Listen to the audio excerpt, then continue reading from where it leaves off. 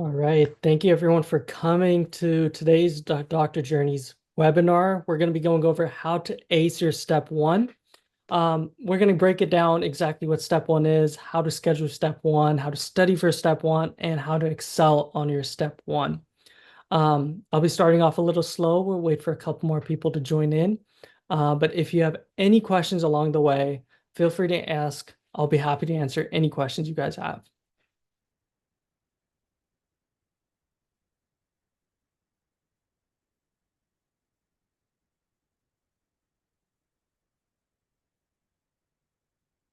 So, hello again. I'm Kartik. I'm here because I've been in your guys' shoes and I want to give back to you guys. I want to go back and help all you guys that are taking your step ones and then later on your step twos. It's been a hard journey for me and my peers, and I want to make it an easier journey for you guys. I passed my step one, scored a 250 plus on my step two, and on both of my exams, my first practice test started off around 35%. So I'm nowhere near a natural genius, and I'm here to make sure you guys can figure out the way by giving you tips that I've learned along my journey. And again, feel free to ask any questions along the way.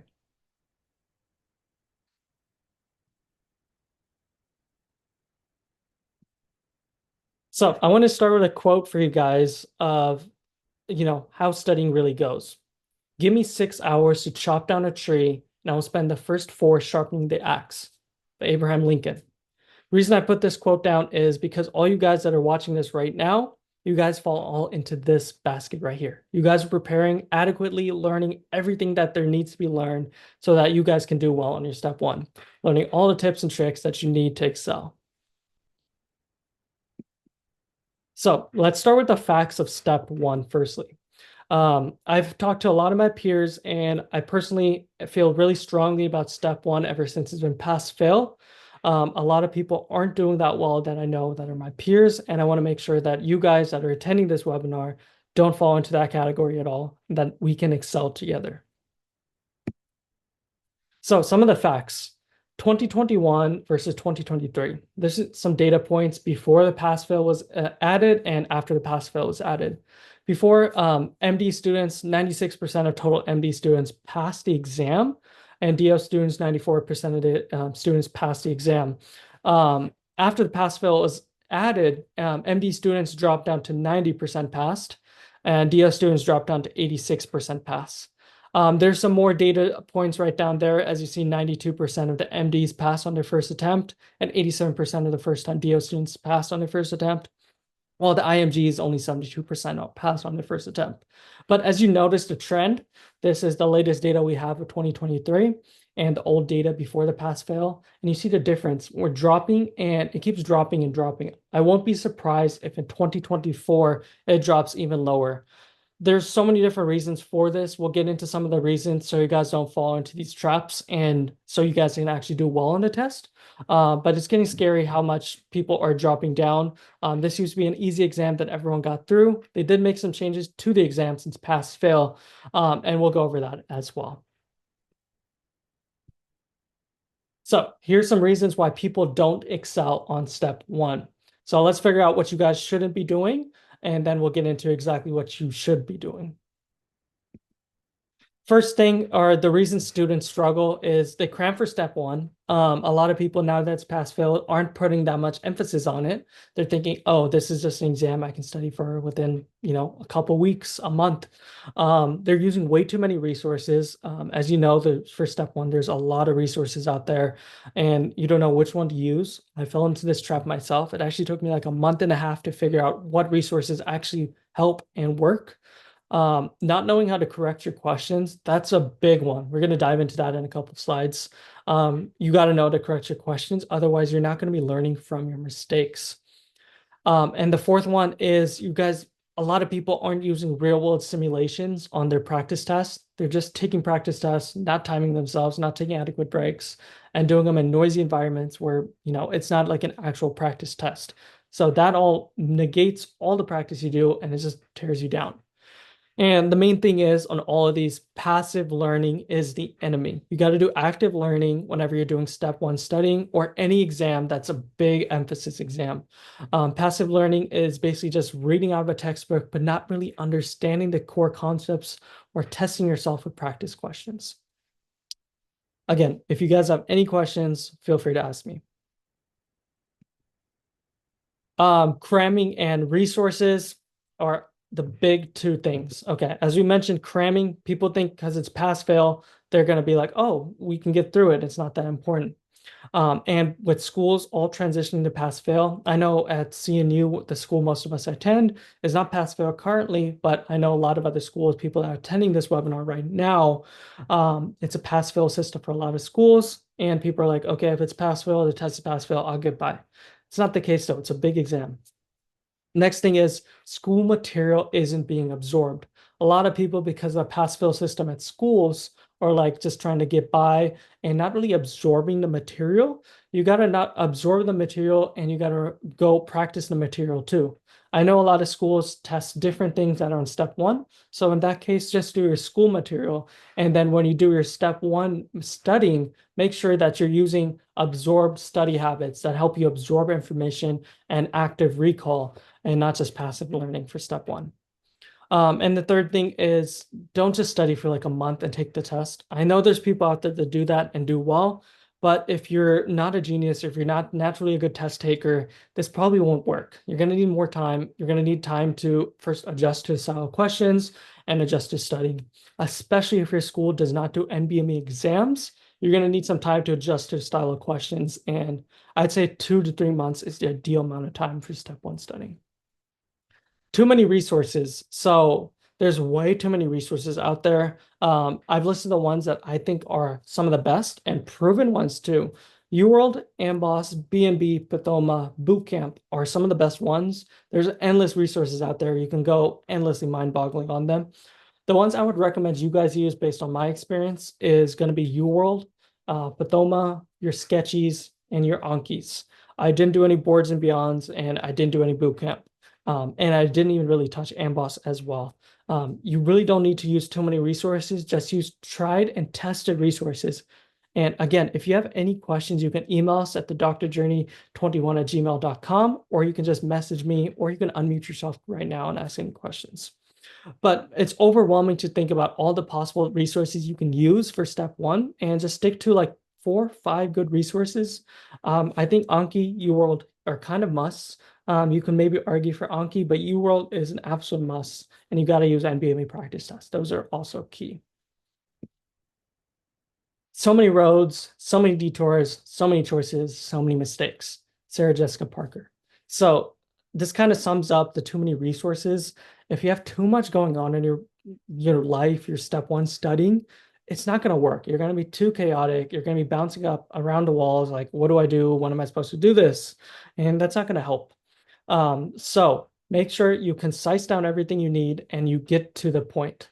I have a couple of my friends that have been using too many resources and they don't get anywhere. They're not improving in their scores because they keep doing dabbling a little bit of everything. You got to pick a few things.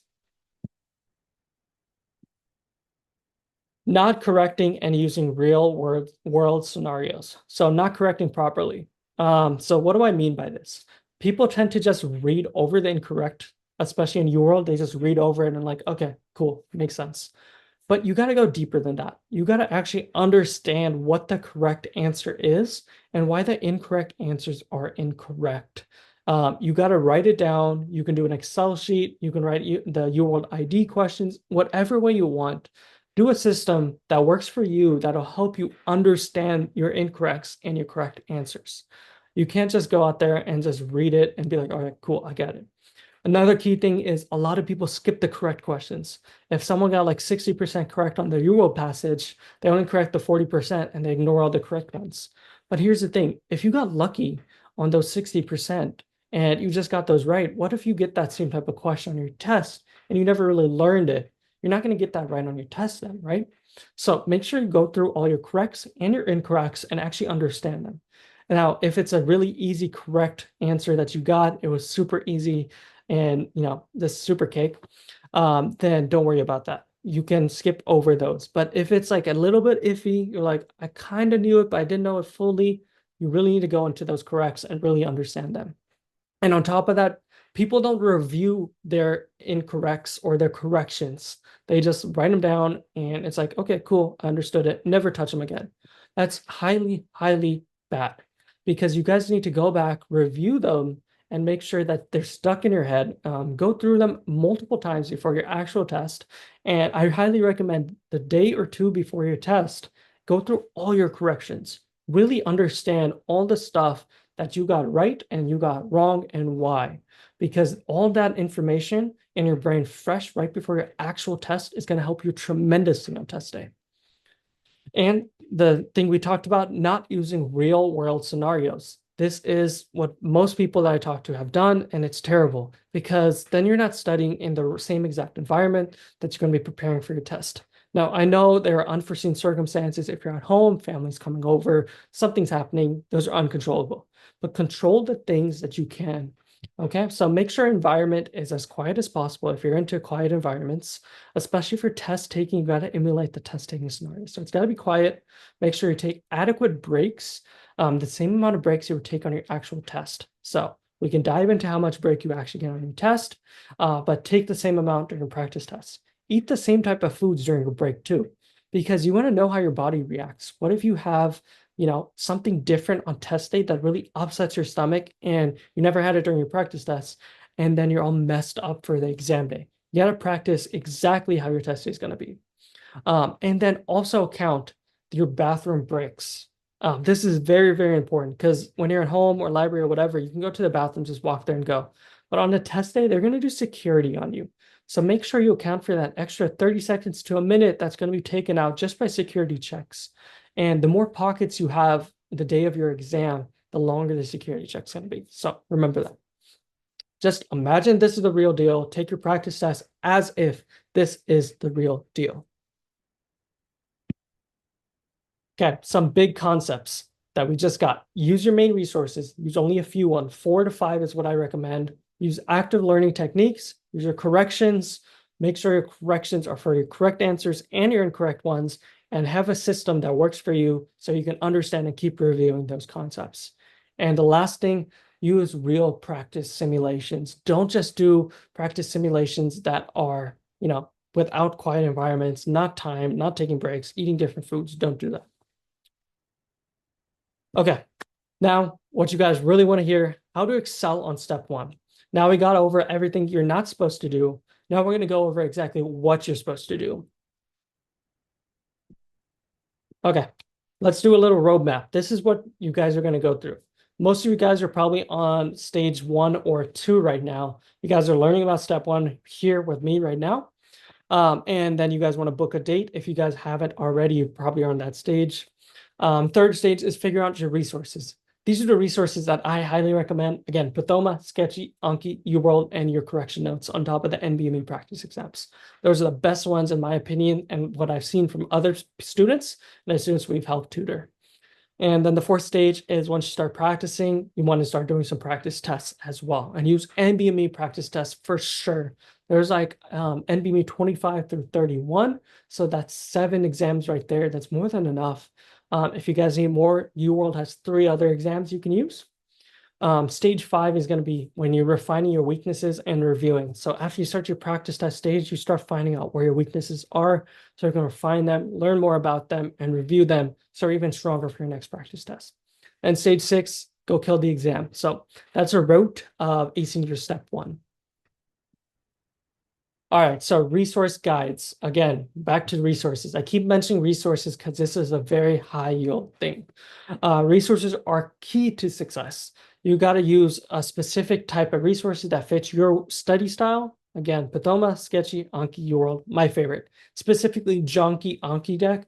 I have it all on our research guides. You can go to drjourney.com. You can go to our resources tab, and we have a whole resource guide up there. But all the trusted resources, more than the ones you see right here. You guys can click on the links, go find their resources and stuff like that. But again, make sure you have 4 to 5 resources, trustable. Don't use more than that. That's going to just cause too much chaos.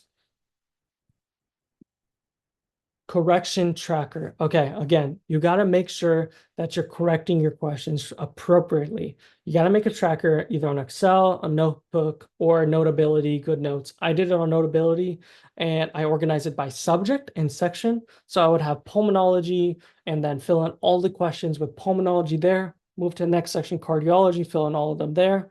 And even if I was doing a passage that had different types of topics in it, as I was correcting each question, I would see which one it would fit into. And UWorld even has tabs at the bottom, where that question fits into. And I would scroll on my Notability app to that section, correct it there. Makes it much easier to review. And when you want to review some weaknesses, let's say you're weak on like immuno, you go to your immuno tab and you review all your immuno corrections, and you're like, okay, got it. I feel a little stronger. I remember the things I used to miss. I remember the things I'm good at. And so make sure you organize it by subject. That's really key. And again, we have a free template on our website, thedoctorjourney.com. Go to resources, and there's free templates there. And again, this is breaking down what I just explained. You can use Notability, GoodNotes, etc. Anything you can write down notes on. Set up different pages, cardio, biostats, GI, whatever type of sections you want to make them all out. Save them as bookmarks so you can like scroll to them. Because when you're going to go through them, it's going to be a really long document. I had almost 300 pages by the end of my step 1 journey. And for step 2, I had around 500. So, scrolling through and finding each section's hard. So bookmark each section so you can usually go to it. And when you're correcting each question, again, mentally organize it where it should be. And UWorld really helps you. It gives you the tabs on the bottom where it should be. And then write down some notes or forgotten facts, anything new you don't know, or anything you forgot. Those are things that should go in your corrections. And review them often. I always tell the students we tutor, review them daily, but a little bit at a time. So if you have like 10 different sections in your notes, review like 2 sections a day, and then the next two. Then after 5 days, you cover all those sections, and you're repeating and adding new stuff to it all the time. So you're covering more stuff all the time and remembering it stays fresh in your head. So I always recommend break up your corrections by the sections and review them daily. And don't review all of it daily, just review parts of it daily. So within a week or 2, you can complete all of them. And scheduling. Scheduling is so key for figuring out how you're going to tackle step 1. It's a whole separate beast of its own. We'll dive a little bit into it right now, but we'll have a whole separate webinar on this upcoming soon. When you make a schedule for step 1, you want to use the resources that you already have planned out. So you already need to know what resources you want to use. You need to know the timeline. You need to have a book date, or at least approximate date when you want to take the test. And you want to divide that up by the amount of resources you have, amount of videos, pages, whatever they have, by the amount of days you have.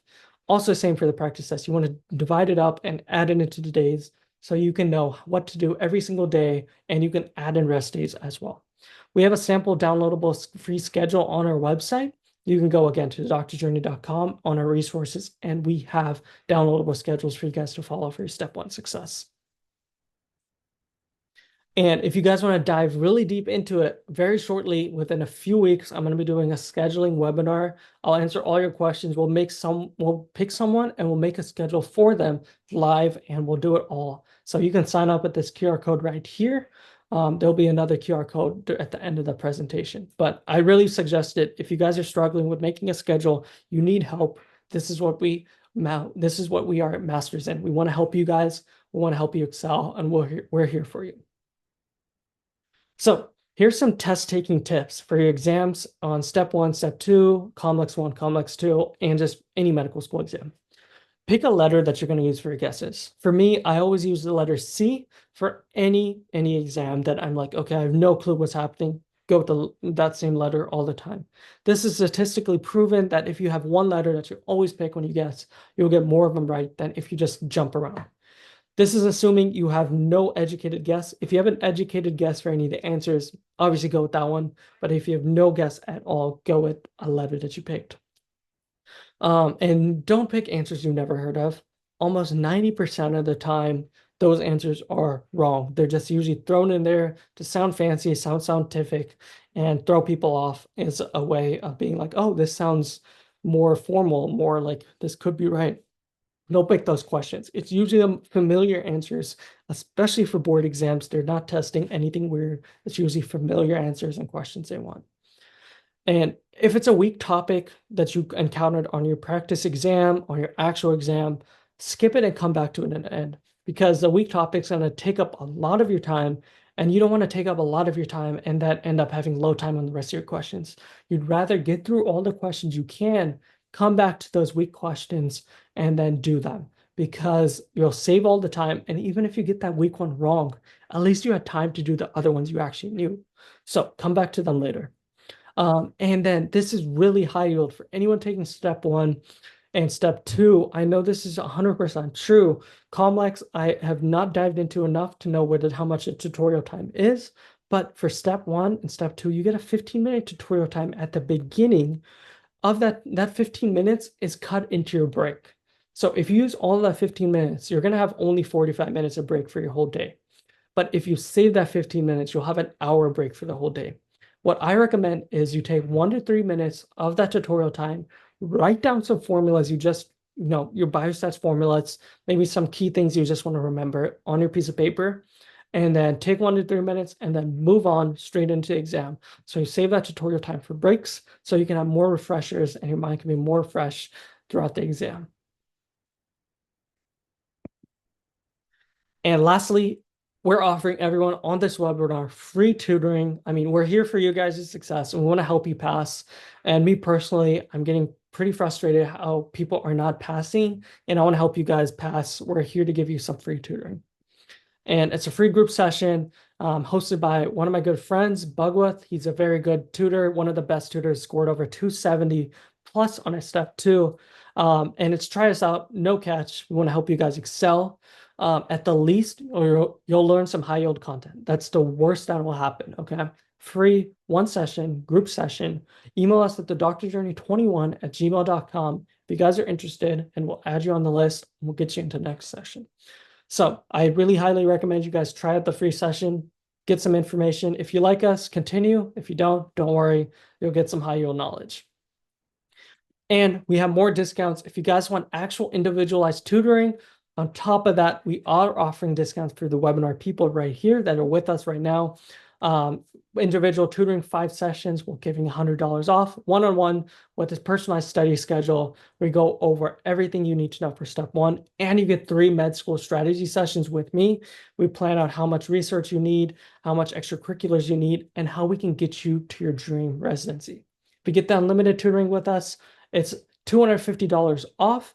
And it's unlimited individual tutoring sessions until you pass your exam. That's our guarantee. And you get unlimited med school strategy sessions during your tutoring time with me as well. So we're here for your help, and we want you guys to succeed. So I really recommend you guys get the free group tutoring session. Email us at the drjourney21@gmail.com. If you're interested in any of these, we're here for you guys' success.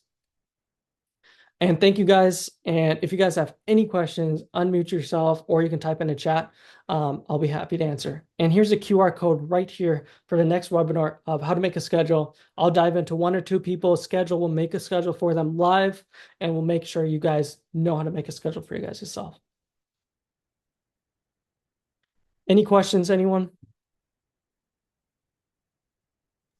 Can you go over Yeah, go ahead. the steps again? What was that? The steps. Can you go over the steps again? Yeah, the steps for For acing yeah. step The one. roadmap, you mean? Yeah, that's what I'm talking about. Yeah. Okay. Cool. Okay. So, first one, you're going to learn about step one, learn the basics about it. You guys learned it through this webinar. We got some basics in it. You guys might want to do some own research if you want. Second step is to book the date. They give you a 3-month window in between where you want to book your step one date, and you got to usually do it within that 3-month window. If you do it outside of that window, they're going to charge you extra. And then get your resources intact. Figure out what resources you want to use. Those are the ones I like using. Fourth step is your practice tests. Get those ready. Use NBME for sure. I think there's more than enough just NBME exams. Review, refine your weaknesses, and really refine them, make them stronger. And 6 ones, go take the exam. That cool, Eliza? Yeah, that's cool. Okay, cool, cool. Alice asked, how early did I start studying for step one?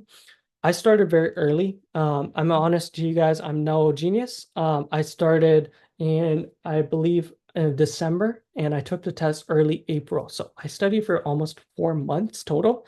But the first month and a half, I was just figuring out how to do my studying. I had to figure out what's my study schedule, what resources to use, and etc. So I started pretty early, but with you guys can cut down that month. 3 months is very good.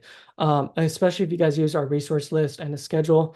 You guys have everything laid out for you guys, so you guys can excel with 3 months. How did I balance schoolwork and STEP? So schoolwork, um, it's hard to make that balance at first. It is, but figuring out, okay, how can I condense my school studying? Usually by the middle of second years, you start getting like an idea how to do well or do as well as you've been doing. So cut down the amount of time you use for school and start adding step time. And you might need to cut out your other things that you do during the day. Maybe that's socializing, maybe that's extracurriculars, or whatever it may be. You might need to cut back on that so you can add in some step. And when you have dedicated time, it's so much easier than you can just do step. How many hours a day, likely on top of studying for your blocks? Hours a day, I would say I was probably doing 4 to 5 hours of step studying on top of school studying a day. Weekends was more, probably like 6, 7 hours a day of step studying. But then during dedicated, obviously, it was way more, probably around 10 hours a day.